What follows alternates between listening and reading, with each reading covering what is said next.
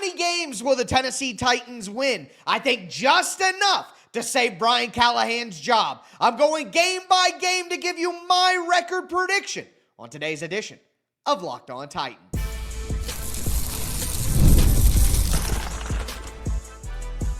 You are Locked On Titans, your daily Tennessee Titans podcast, part of the Locked On Podcast Network, your team every day. Welcome to the Locked On Titans podcast. I am your host, Tyler Rowland. Titans fans. On today's show, I'm going to go game by game through the Tennessee Titans schedule to tell you which games I think the Tennessee Titans win, which games I think the Tennessee Titans lose, and I'll tell you ultimately why I think Brian Callahan does save his job. Before we get into the schedule, do want to thank you for making Locked On Titans your first listen each and every day. Remember, Monday through Friday, Tennessee Titans content all year round. Always for free. Make sure that you get subscribed, stay subscribed. It's your team every day. Speaking of every day, shout out to my everydayers out there tuning in Monday through Friday. If you aren't an everydayer, you need to be one because this is the #1 Tennessee Titans podcast in the world for a reason. Daily Tennessee Titans content. We got OTAs coming up. We got mini camp. We got training camp right around the corner. If you want to be the smartest Tennessee Titans fan you can be, make sure that you stay locked in right here with me on the Locked On Titans podcast. And of course, I am your host, Tyler Rowland. 25 years as a Tennessee Titans fanatic. I've covered the team for USA Today, Sports Illustrated, and hosted this podcast for 6 seasons. But with that being said, for me, the Titans have to survive September. They have a brutal start to the season. We start with week 1 on the road against the Denver Broncos. I have talked at length at this point publicly about how difficult it is to play in Denver with the continuity that team is going to have and all of the newness with Cam Ward as the quarterback for the Titans and all the young players and the new offensive line and all the things the Titans are integrating. I just don't think the Tennessee Titans are set up to get a win in Denver week 1 with how historically difficult it is due to the elevation. I'm going to give the Tennessee Titans a loss to start the season. They're going to come home and play the Los Angeles Rams. And look, I've talked about why I think this is such a tough start to the year. The Rams are a great football team. They have one of the best coach-quarterback combinations in the NFL. They have a top 10 quarterback. They have a top 5 coach. They have weapons on the outside with Puka Nacua and now Devontae Adams, who is a better player than Cooper Kupp, which improves their offense. They have a young, tenacious defense with that defensive line with Braden Fisk and Kobe Turner, and they got Jared Verse on the outside. Like, they have some really good pieces that could test the Tennessee Titans offensive line. So with the experience the Rams have and the continuity, once again, that they're bringing from last year as a deep playoff team, I'm going to give the Titans a loss in their home opener. But I do have the Tennessee Titans finally bouncing back and getting their first win of the season in week 3 at home against the Indianapolis Colts. I thought that the Jacksonville Jaguars would have a way worse season last year than what everybody thought. I predicted Jacksonville to finish last in the division, but even my guy Tony Wiggins from Locked On Jaguars, he gives me credit because he's like, I may not have gotten it perfectly right because the Titans were last, but I did predict that Jacksonville would have a terrible season when everybody thought they would be good. This year, that Indianapolis is that pick for me. I think they have 2 quarterbacks that are both awful. I think it's going to catch up to them this year. The rest of their roster has been the strength of their team for a long time, but I do think that the Colts roster has taken some steps back. Now, I think it's funny that the year that the Colts go out and do what all their fans are waiting for, and they get Charvarius Ward, and they add people in free agency, it just happens to be the worst quarterback situation they've had since Andrew Luck retired. Like, out of all those years, I would take Carson Wentz over the quarterbacks that they have right now at that point in time in his career. So I think the Titans at home in week 3 beat Indianapolis. I think the Titans finish with a better record than Indianapolis this season. Week 4 on the road against Houston. Look, I think that Houston is just one of those teams that's consistent. And after the Tennessee Titans put it on them on the road, I think Houston's going to be ready for this one.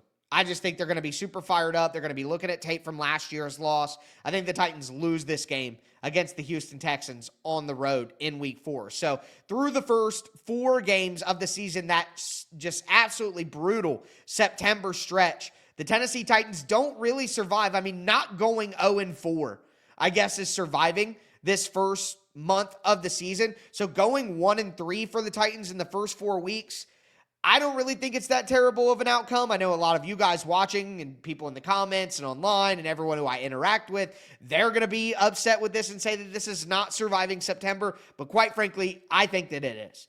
Now, it's going to look rough the next couple stretch, but if you look at the season in stages, it will be okay. The Titans go to Arizona in week 5, and this starts, again, a very difficult start to the season continues and starts the away stretch. They're at Houston in week 4, and now they're at Arizona in week 5, and then they're at Las Vegas in week 6. 3 straight road games, 2 of them being out west. Now, I think the Tennessee Titans stay out west during this period. They go to Houston and come back to Tennessee, but then they go to Arizona and they stay out west, and then they play Las Vegas. I don't think there's any reason to come all the way back and then they go back, stay in the time zone, stay in the area of the country, stay comfortable, stay used to the rhythm of it, have your body on time. I think that's critical. So, I do have the Tennessee Titans losing to the Arizona Cardinals. I think they can win that game. That's a flip game to me in the season. But I'm going to have the Tennessee Titans losing that game, their first big trip to the West. But I'm going to have them bouncing back. And I'm going to have them winning in week 6 against the Las Vegas Raiders. Because they stay out west. They keep that rhythm. They don't come back to Tennessee and then all the way back out to Vegas. And so much travel time in your week and changing your schedule and your rhythm and all that. They just stay out west as a team. Team bonding. Look, they're 1-4 coming off a loss against Arizona, looking like last year. And they bounce back and get a big-time win against Las Vegas on the road before they go back home to play the New England Patriots. And then it's week 7. The Titans are 2-4. And Mike Vrabel comes to town. And right now, it's a tough spot. And the Titans aren't playing good football. And New England is coming into town with Mike Vrabel. If the Titans go to 2-5, could this be the end of Brian Callahan? You know that if the Titans are 2-4, coming home from their 3-game trip to play Mike Vrabel in week 7, you know that conversations will be had of, is Brian Callahan going to be fired if they lose this game? And you know what? I think the Tennessee Titans fight for their coach. Today's episode is brought to you by Gametime. Look, there's nothing like the NBA playoffs, the intensity, the buzzer beaters, fans losing their mind. It's the kind of atmosphere that you have to experience live, and this year's matchups are already delivering. If you want in, Gametime makes it fast and easy to get seats, even for the biggest playoff games. Plus, NFL schedule just dropped. You want to go to an NFL game? You're going to be able to do that on Gametime. I've bought NFL, NBA, MLB, WNBA, concert, comedy, literally anything. I've bought it on Gametime. They have the best features in the industry. You can get great deals on last-minute tickets with up to 60% off. You get the Gametime guarantee, so you're getting the best price possible. You get a panoramic view from your seat. You get all-in pricing. Take the guesswork out of buying tickets with Gametime. Download the Gametime app, create an account, use the code LOCKEDONNFL for $20 off your first purchase. Terms apply. Again, create an account, redeem the code LOCKEDONNFL for $20 off. Download the Gametime app today. Last minute tickets, lowest price, guaranteed.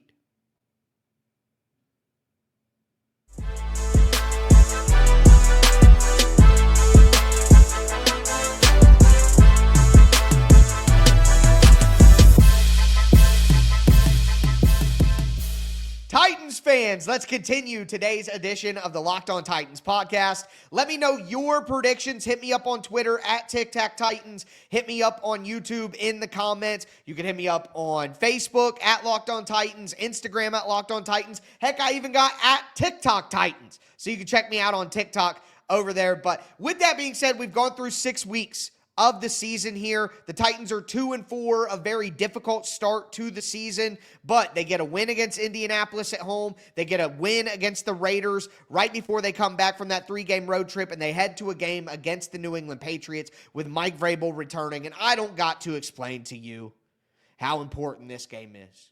Again, I just said it. If the Titans are 2-5 or 2-4 and they lose to Mike Vrabel at home, Brian Callahan probably fired, right?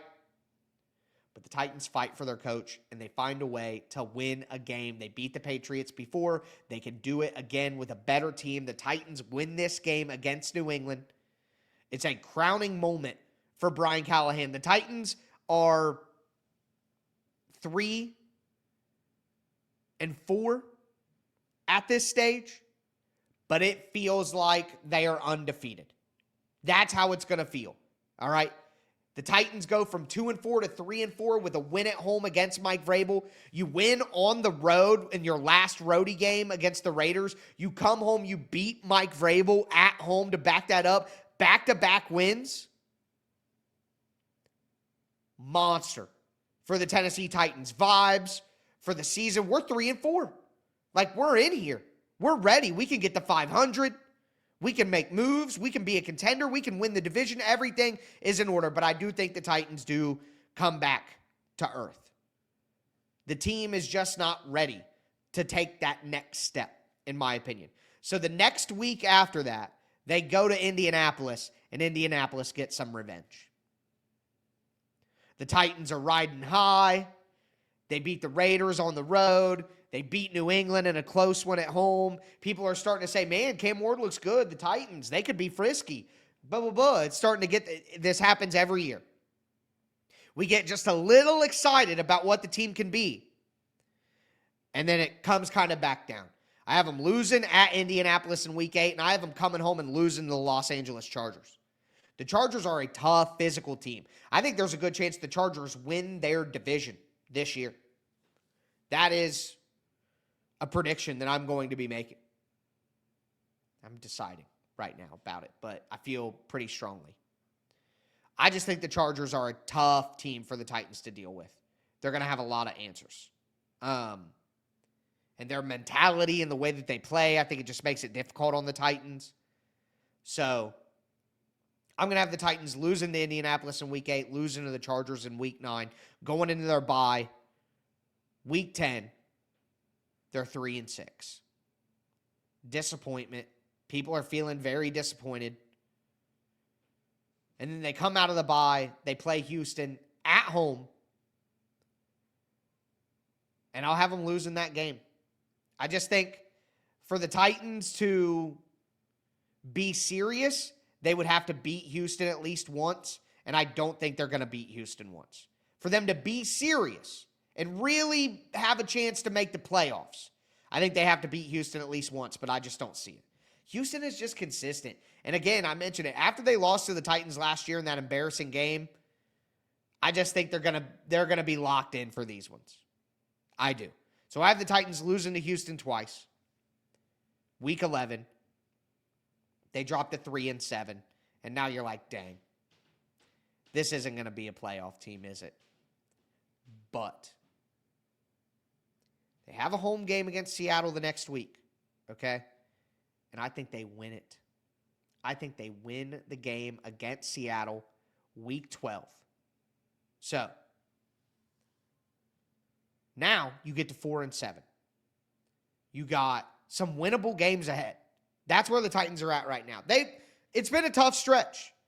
If they can get to 4-7 through this stretch of 11 games, I think we should be. Some of you are, I get it. Some of you right now are like, 4-7.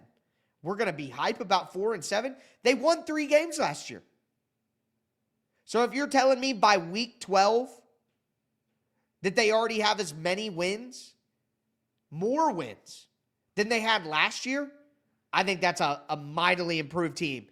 A big win on the road against the Raiders. A divisional win against the Indianapolis Colts. A monster win at home against Mike Vrabel's New England Patriots, who I think are going to be improved. I think Seattle is going to be a good team. But here's my thing with this part of the schedule. The reason I'm kind of down on the Titans early in the year is because, again, they have so many young pieces. All right? They have so many young pieces. So I think it's just going to be hard for them to play good teams like Denver on the road, the Rams at home, Houston on the road. Those are tough games. And then following up the road games with Arizona isn't as tough of a game, in my opinion. But with it being at Houston and then back out on the road across the country, after playing those first 4 games that are very difficult, that, I think, compiles. And then you get to at Las Vegas, another difficult game that I think the Titans can find a way to eke out. They can win that game. Then you get some hard teams, you know? You get the Chargers. You get Houston again. But that's why this middle stretch of the season that we're talking about right now is going to define whether Brian Callahan keeps his job or not. How do they do here? How do they look in these games? Even in losses, how do they look? Because they're going to get to that bye week. And I got to see where the Titans are at. And again, I have them getting to the bye week at 3 and 7. Get to the bye, or 3 and 6, get into the bye week. They get to the bye week at 3 and 6. They're in a pretty good spot. Then you're 3 and 7 with the Houston loss. Yeah, but getting to 4 and 7. 4 and 7, coming back, winning against New England, winning against Seattle, playing some of these teams tough, get the bye week. I think Brian Callahan would be safe. If Brian Callahan gets to 4 and 7 through this stretch, I think he's safe. But winning that New England game is going to give him back-to-back wins against Vegas and the New England, is going to give him an opportunity to survive the loss to Indy, loss to the Chargers. I almost called them the Clippers. I have it LAC in my notes, so basketball season's still in my mind with the playoffs going. And then Houston, he can withstand 3 straight losses with the bye because he gets back-to-back wins against the Raiders in New England, and then you finish with Seattle. You lose that game against Seattle at home, and now you're at 4 straight losses with a bye in the middle of it, then Brian Callahan is fired. But getting that win at Seattle, or against Seattle at home, is what ultimately saves him because he builds off the win against New England. So you beat New England, and you get one of these games, Houston, Indy, Chargers, Seattle. You get one of those games and New England, and Brian Callahan is going to survive. I believe that. So through 12 weeks, the Titans are 4 and 7. And now it's time to build some serious momentum. I think the Tennessee Titans, because of their youth, will finish strong. And I'm going to tell you what I think it looks like.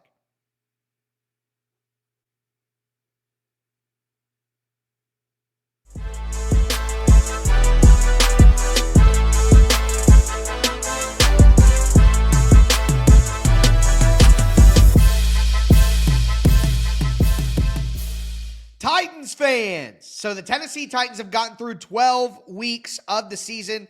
They sit at 4 and 7, already more wins than they had last year. And again, I think the end of the season, the last 6 weeks for the Titans, gives them such an opportunity to finish strong and build that momentum towards 2026. And we're going to be hype as possible headed in to 2026.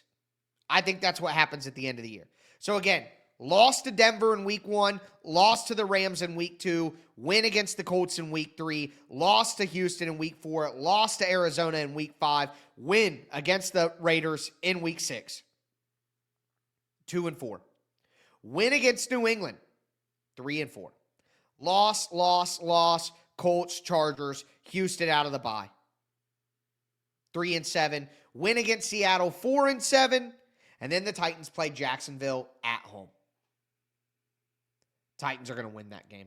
I'm sorry. Titans are going to win that game. There's no way the Titans are getting swept by Jacksonville.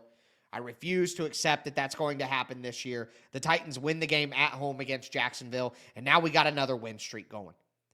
Home against Seattle, home against Jacksonville, win-win. Titans are starting to feel a little good. All right, 5 and 7 on the year. Vast improvement. And then you go on the road against the Cleveland Browns. And like I have said, I really hope that Shedeur Sanders is playing this game. I hope we get Sanders against Cam Ward. I think it'd be maybe the second most exciting game on the schedule all year behind the Mike Vrabel game. If we get that in week 14 with the Titans at 5-7 and the Browns at, 4-8 or something like that, that'll be a matchup between two teams that aren't great, but it'll be very intriguing.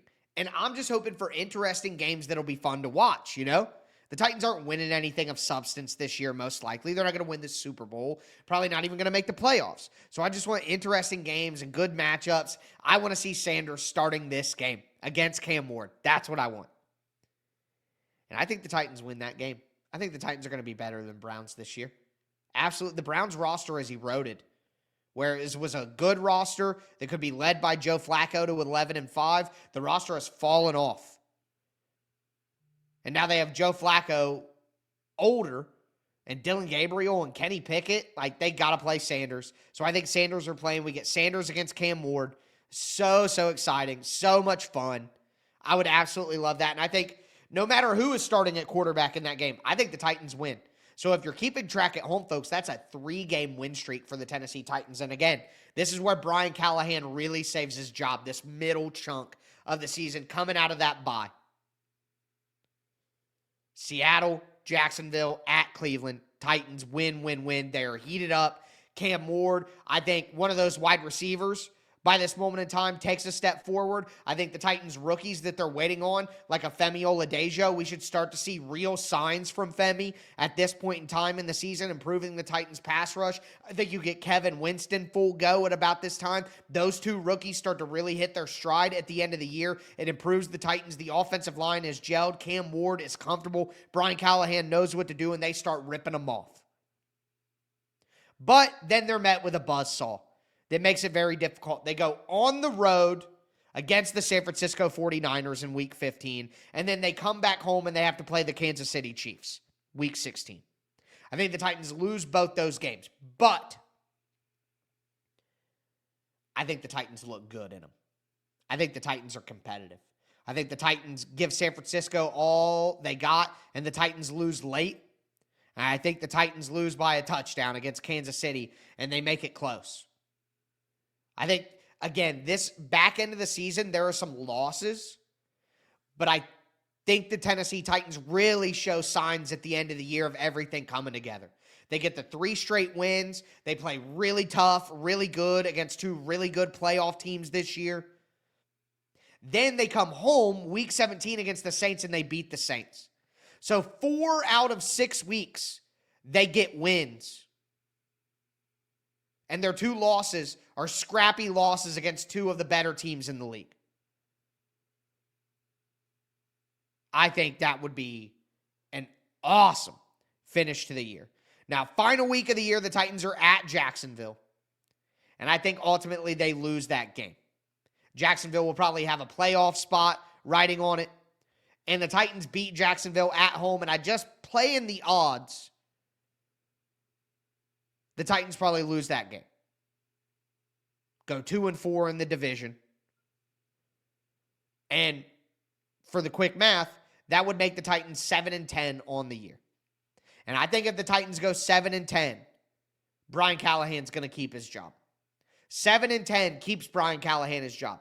I honestly think that 6-11 could keep Brian Callahan's job.